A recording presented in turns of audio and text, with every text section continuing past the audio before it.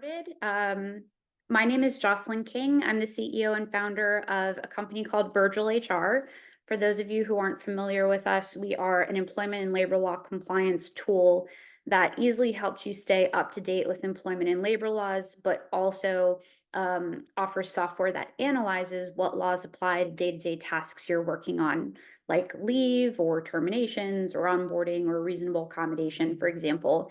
You might otherwise be going on Google or talking to a lawyer. Instead, you can use our software to get that information instantaneously. And I'm joined by Shari Nornes, a principal consultant at Morgan HR. I will pass it over to you, Shari, for a quick introduction. Thank you, Jocelyn. So I'm Shari Nornes with Morgan HR. I've been with Morgan HR for just over 2.5 years, and I'm primarily in the compensation consulting area.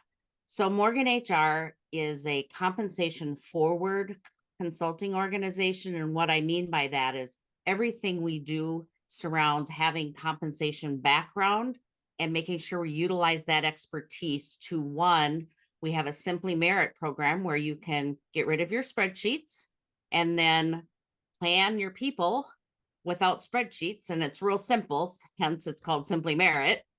And then we have our consulting firm. We also have CompAware, that's leadership training and change management. As we go through our consulting projects, we work closely together to make sure that you're ready for us to hand over the materials. And the final area we have is called Hire Comp. In Hire Comp, we actually interview and curate compensation professionals so that if there is a need in your organization to hire one, you can reach out to us and we can see if we have the right fit for you. So thanks, Jocelyn, for letting me spend a little time on myself here. Yeah, thank you very much for joining us. So a couple quick housekeeping items before we get started. First, we are going to do a Q&A at the end. So in Zoom, if you would submit your questions in the Q&A icon rather than the chat icon, that would be great. And we'll cover those at the end of the webinar today. And then what we'll also offer at the end of the webinar is the SHRM activity ID code for the continuing education credits. If you have to jump off or something happens with your tech and you aren't able to get it, please feel free to reach out to me directly and I can help you with that. But we'll go ahead and get started. Okay, so the new independent contractor rule. What the Department of Labor has done is they have revised their guidance on how to analyze who's an independent contractor and who is an employee under the FLSA. So rather than using the core factors, which we'll talk about in just a minute, that was released in 2021, instead what we're looking at is what's called a totality of the circumstances analysis to determine or analyze the economic reality test. So we're taking a look at a variety of factors and not just a couple core factors that the 2021 rule kind of guides us toward, to take a look and determine whether or not an individual should be an independent contractor versus an employee. So we're going to talk about the differences in just a minute, but the big thing here is that when we look at the totality of the circumstances, there isn't any predetermined weight on which core factors are going to be most relevant to the analysis or the audit that you're conducting. Instead, it's going to be looking at everything as a whole. So it does become a little more ambiguous for the employer, and it is more employee friendly. And we see these changes happening with presidential administrations, 2021 rule being a bit more employer friendly, and now this one kind of reverting back to being more employee friendly. So what does this mean, right? So at the moment, up until March 11th, when this new rule goes into effect, what we were looking at when determining whether a role should be an independent contractor or an employee is these 5 economic reality factors: opportunity for profit and loss, permanency, so how long is this engagement or relationship, the nature of control, whether the work is an integral part of the business, and then skills and initiatives. Interestingly, there are 2 core factors in particular that are most probative and carry the greatest weight, and that's the nature and degree of control over work. So how is the work being assigned, how's it being managed, how's it being measured, and then the worker's opportunity for profit or loss. Now we have these new 6 factors that are being introduced and analyzed instead as part of this audit. I'll pass it off to Shari for a summary of these. Sure. So we're making it even easier, allowing 6 factors to determine what an independent contractor rule is or in your organization. But I think what's important is the spirit of this law. And Jocelyn hit it right on the head as far as it's really more employee friendly and really helping that employee define whether they're also an independent contractor versus an employee, right? So the 6 factors are that opportunity for profit or loss based on the managerial skill. And what does that mean? It's like, are you really in a part of something that is a short-term project, or is it an ongoing thing that you're responsible for? And the investments by the worker and the potential employee, are you buying the equipment or is the company buying the equipment? Right? Do you have your own gear that you wear? You know, even if you're on the manufacturing floor in the logistics area, are you bringing your own clothing to that environment, or does the employer provide it? And I think that's where it really gets into that totality of the situation, because even if you are really considered an independent contractor, the company may supply that just because they need to control what the environment is from a safety standpoint. But it doesn't necessarily mean that you're not an independent contractor if you have all these other factors in place.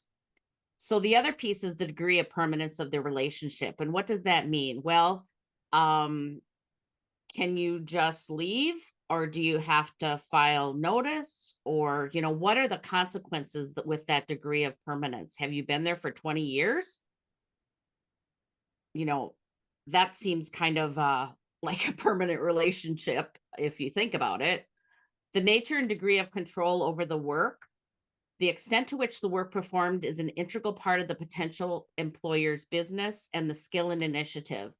So if we look at that in the totality of the circumstances, it's really, what does the employer, the independent contractor, control, and what do they not control? Some of it may be allowable based on the job, and some of it may not. So it's really important that when, as a practitioner, when you look at these independent contractors, and I'm going to talk a little bit later about, you know, how you can get your own house in order with independent contractors, it's really important that you sit back and you don't just hire them and let them go, that you actually review them and make sure that their work hasn't changed or the dynamic of that relationship hasn't changed. So that's what I have on this one, Jocelyn. Great. A quick note, somebody just raised their hand in Zoom. Yeah. If you missed this, if you have a question, please submit it in the Q&A section and we'll cover it at the end of the presentation. Okay. So do you want to go to the next one? Sure. All right, let's talk a little bit about wage theft. So this is where it really starts to align with the FLSA rule, right?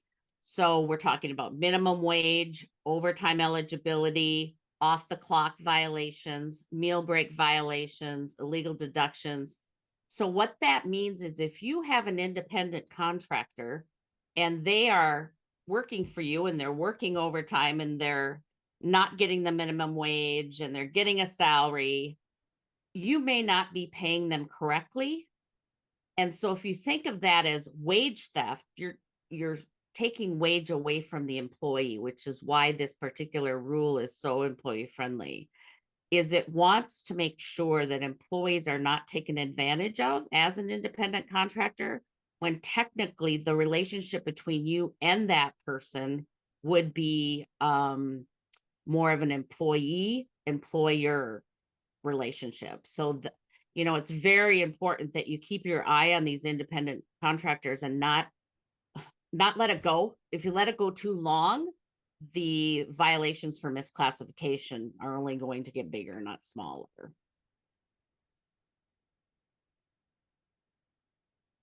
So why is this so important? There are a lot of consequences associated to misclassification. The biggest thing, of course, being wage theft that occurs in the process. And I've seen quite often employers will misclassify with the very best of intentions. Sometimes it's because the individual actually just wants to be an independent contractor and not an employee. Other times it might be because having an employee is more expensive than an independent contractor. So if you don't have to provide benefits or pay FICA, then let's classify this person as an independent contractor. But you can't just decide who gets to be an employee and who gets to be an independent contractor. And actually, the individual also cannot decide whether they get to be an employee or an independent contractor. And so I wanted to illustrate kind of the consequences that occur for companies of any size. So we have some companies that are paying $6 million in a wage theft claim, others that are a little smaller, but still 282,000 for a small contracting company is pretty significant. And in some cases can actually make the companies go out of business. So we have quite a few here, 2.5 million, 675,000. Postmates pays 8.75 million. So you can see the range here. This limousine company is paying 3.5 million. It's a small limousine company, actually. And so we do see these pretty negative consequences that occur, and we want to illustrate the fact that it can apply to anybody here on this call today. So we want to make sure that we're doing the right thing.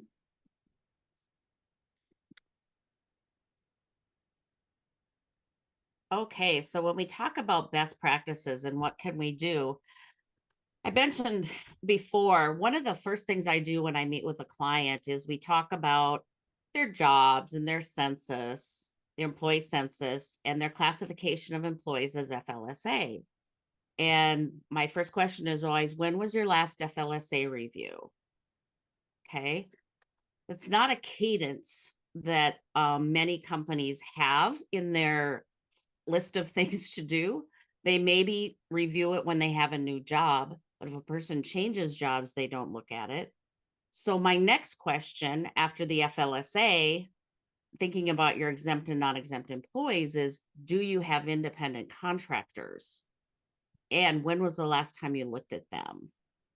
So it's really a part of the cadence of making sure that every time a new job is posted and every time a person changes a job, if there's a reorganization, you really have to get in and do some governance over the jobs as they exist now, not maybe as they exist when you originally hired that particular independent contractor, because things change, laws change, regulations change.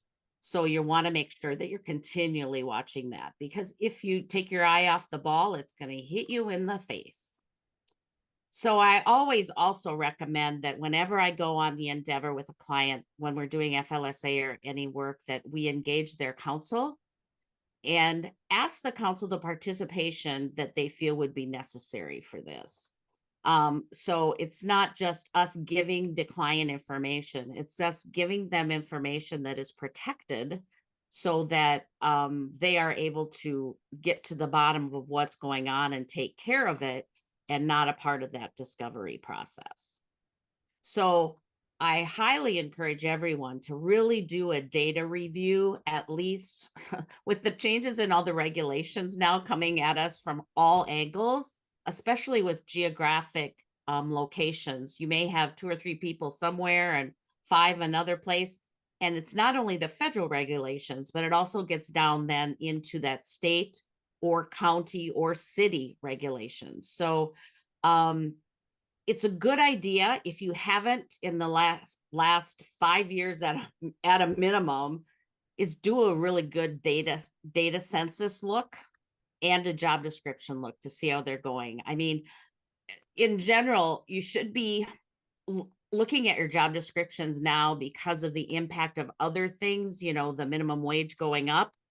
Well, look at your independent contractors too simultaneously, because they may report into the same manager. So if your manager has a job description for one group of employees and the same job description for that independent contractor, that would be where my spidey senses would go off. And you'd want to make sure that you got in there and really understood those jobs and were proactive. The key is the proactivity and that you have a process for looking at this information. Employment agreements, I see you've got some really good things on here, Jocelyn. Looking at preventive measures, a regular cadence, monitoring, and of course, document and audit those findings. Again, involve your counsel and understand, help them help you manage that risk. Yeah, I'd like to note one thing about correcting misclassifications. This was something that earlier on in my career was a little confusing for me, is if I recognized that somebody who was an independent contractor really should have been classified as an employee. What do I do? That's a really difficult conversation to have. And financially, what are our obligations and stuff like that. So make sure that you're working with your team, you're working with your legal team on what to do when correcting misclassifications. If you identify that a role should have been classified as an employee the entire time, then you'll obviously want to convert them to an employee as quickly as possible. But it also means that there's probably going to be some type of back pay or compensation that you're going to have to offer to that individual as well. So you'll want to make sure that you're considering all of that, but that you are moving as quickly and as thoughtfully as you can when correcting these misclassifications. The other Yes. thing is utilizing technology. So technology is becoming obviously more and more prevalent in our day-to-day lives as HR practitioners. It's kind of bread and butter for me, having started an HR technology company myself. And so I think it's really important for people to understand that there is technology out there that can help them with the compliance work that they're doing. Noting, of course, that we are not substituting for a lawyer. You should still be engaging with an attorney who can help you kind of walk through this classification audit, who can, in some ways have like client attorney privilege discussions with you as well. So that's pretty key when you're going through this process. But I did want to give you an idea of how technology can help you in something like an audit for for worker classification. So bear with me just a minute here.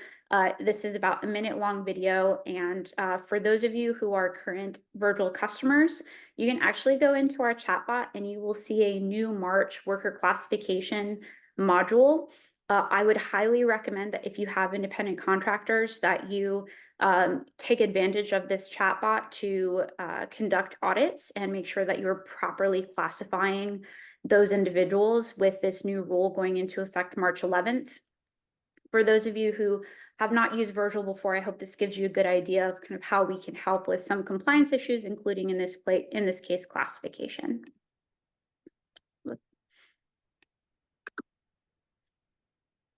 So here we would choose the state that the individual is working in. And we'll choose general worker status. And it's first going to take a look at federal law. So right here, we look at the common law right to control test. It'll give you some information about what that really means.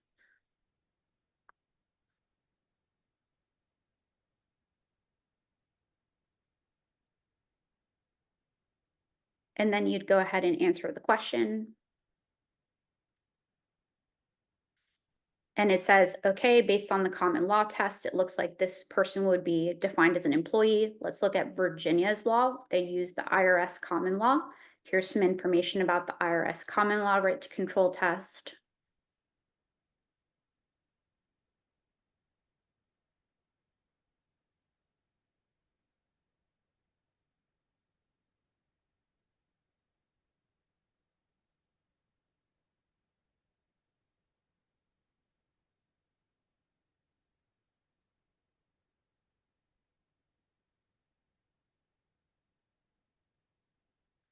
And we'll answer the question here again. And based on how we've answered the question, it says that this individual would also be considered an employee under Virginia state law as well. So based on federal and state, they're both considered an employee. So that's how you would want to classify them. Pretty simple, takes you through all the steps, automates the process for you. And then if you still have additional questions that go above and beyond what the chatbot can help you with, you can reach out to a live person, an HR practitioner or an attorney, and they can kind of walk through those questions with you too. Okay, we'll start off with Q&A. There are a couple questions that came through. The first question is, as someone in the healthcare industry where the practitioners are independent contractors, how can we mitigate the risk? That's interesting. So there's actually a special FLSA rule on healthcare workers that you'd probably have to advise regarding that. Um, so I would get with the legal counsel and see if these rules were actually, if this new ruling causes any sort of friction between past practice. Um, that would be my recommendation on that, especially since they have their own FLSA rules also regarding what's considered a healthcare worker, and that's the route I would go. Another thing too that you could consider doing is get stakeholders involved, people who are working with these independent contractors, interview them on what they're doing, interview the independent contractors themselves, interview the people who are kind of overseeing them, and just make sure that the job description is accurate. So Shari spoke a little bit about job descriptions earlier, and that's really key in the audit process. So ensuring that you are with a regular enough cadence conducting those interviews and evaluating the job description against those who are not independent contractors, and then following through with this audit is really key. And then also when it comes to mitigating risk, of course, get your attorneys involved and also document your audit too. So make sure that that's all documented, that you have clear criteria of who's considered an independent contractor versus an employee. The next question is, what's the biggest difference from the previous test? It's really that totality of the circumstances, right? Is that you have to look at each of those 6 factors. And as I'd mentioned originally, some like clothing, what is the person being provided by the employer? Some of that may be because to work there you have to have this special equipment, right? So even though they're supplying that, that doesn't mean that employee is still not an independent contractor. So it's that totality of the situation. And granted, it's not supposed to be easy, but it does vary by organization on what that would mean and how that would look. Yeah, and keep in mind too that when we look at the core factors that exist today, the two in particular that carry the greatest weight are going to be nature and degree of control and opportunity for profit or loss for the worker. And those are weighted very heavily. The other three core factors wouldn't even be considered core factors so much as the guideposts than anything else. Whereas today, or starting March 11th, what we'll end up seeing is, as Shari said, it's a totality of the circumstances. So of the six factors that are presented, where does this person fall? And that's why I mentioned it was kind of a little more ambiguous, because it wasn't like, oh, nature and degree of control is there, so we know for sure this needs to be an employee. Now it's a bit more kind of where we're looking at everything holistically than just a couple factors that are more heavily weighted. How do you manage the gap between an independent contractor and a B2B contract with an LLC or other organization, even though you may have a single individual who's providing the services agreed to with another organization? Oh, that was a lot. Yeah, I don't know if I actually understand that question. I'm really sorry. If this person wouldn't mind um, rewording this a little bit so we have a better understanding of what you're asking, we can get to that at the end. Yeah, I guess, part of the thing I heard, Jocelyn, was if the employee was already employed by a service, right? So they're a contractor, not maybe an independent contractor. I don't know. So let's see what clarification we get. Yeah, that'd be great. When reclassifying an independent contractor who should have been an employee, what should you do differently if they should have been exempt versus non-exempt as an employee? Right. So you just here's my new favorite thing on the FLSA is do a reverse FLSA. Don't look at the pay. First look at that job to determine if it's an exempt or non-exempt job. Then go in and take look at the person's pay to determine if they're exempt or not exempt and what that pay needs to be. I think that I'm finding in a lot of organizations, they're worried about this pending legislation of the change in the exempt flooring, the floor for the FLSA, and they're only looking at that. But they're missing the opportunity to actually step back and make sure those jobs really are exempt or not exempt. So Yeah, and of course, if they're determined to be non-exempt, you're going to have to do a calculation on any overtime they should have received. You're going to have to calculate their meal and rest break periods, any off the clock work that might have been done. All of that will have to be taken into account when you are reclassifying this individual as an employee. So keep that in mind. also, Not to mention, Jocelyn, additionally, if there were terminated employees in that job, so it's really important that we engage our legal counsel on what the best strategy would be. And it's a lot of it ends up just pulling those numbers together and determining what the risk is and what it looks like. So yeah, really good stuff. yeah. Okay, so regarding the previous question, here's where we can, where we have it reworded a little bit, Shari. If a Okay. contractor is an LLC, even as a sole proprietorship, should this be reviewed as a potential employee or independent contractor if the contract is with J. Smith Enterprise instead of John Smith? Yeah, I see there. This is where it really gets down to, again, the work versus that who they belong to, right? If they're an LLC or they're a person, I'll give you an example. So I have an LLC and I'm a life coach, right? So that if I go into a company because I have an LLC and I'm there every day, I have to be there 9 to 5, I blah, blah, all this other stuff. One could argue that I'm really an employee if their totality of the circumstances would dictate that that's the truth, right? But the LLC would have nothing to do with that. So I would contact my attorney to see what protections there are. But at the end of the day, all we're trying to determine is that you're treating the employees fairly. So you want to make sure that you got all your boxes checked in that regard. Mhm. Last question is, where would we find written definitions for each of the 6 criteria? I know that the Department of Labor has an FAQ section Yep. under the new rule. Shari, do you know of any other resources? Well, that's the interesting part, and which is why I love your tool. Okay. We all go Google crazy and we get all this information from a variety of things. And I asked Google a question one day and I thought, oh yeah, that's the answer. And then I kept reading and somebody else had, or some other post had a totally different answer. And I'm like, what?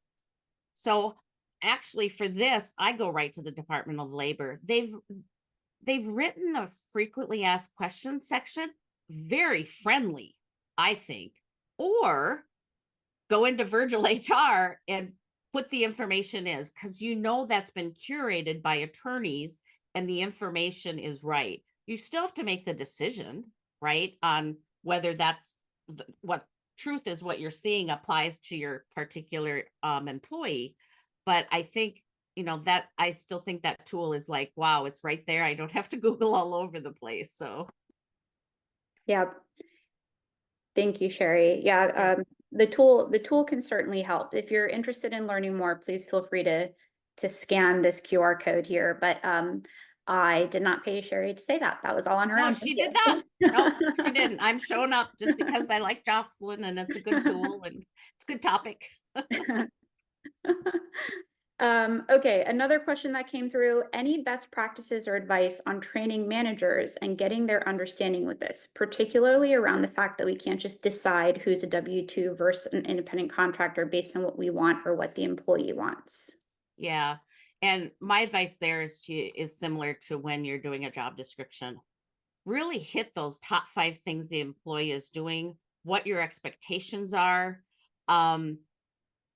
Get the manager involved. They're really accountable for determining any changes in that work and make them sensitive to that fact that if all of a sudden they're requiring the employee to come in for a long period of time, all the time, they need to be a partner with their HR team to really discuss changes in that work. So I would just reach out and talk to them about the independent contractor rule. And while you're there, talk to them about the FLSA, Yeah.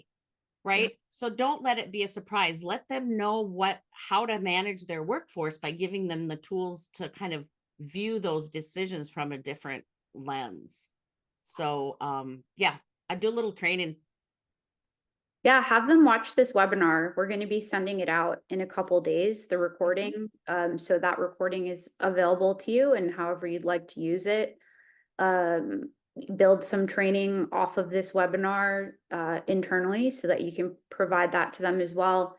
It is really, really hard. I recognize as an HR practitioner to come in and help people understand that they need to change their mindset about something that's convenient. In this case, deciding that someone's an IC versus a W-2 is a convenient way of bypassing, what you're required to do as an employer. But if you really come with the facts and you give them a good understanding, not just of what the requirements are, because honestly, this audit is very complicated and confusing, so it might be difficult for them to understand, but that they also recognize what the consequences are behind it, which is why I showed all those lawsuits. That's a little more compelling. So I'd recommend taking advantage of some of this material.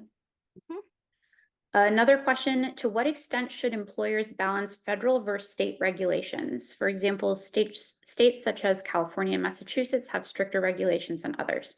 That's a great question. Sometimes federal will conflict with state and vice versa. Our tool actually addresses that as well.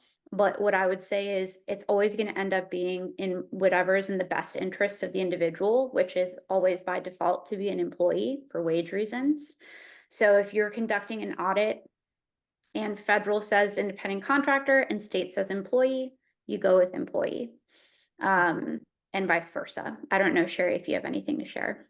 Totally agree. And it's not easy, right? It's not easy. So Yeah. Does the mental health industry have an exemption under the FLSA?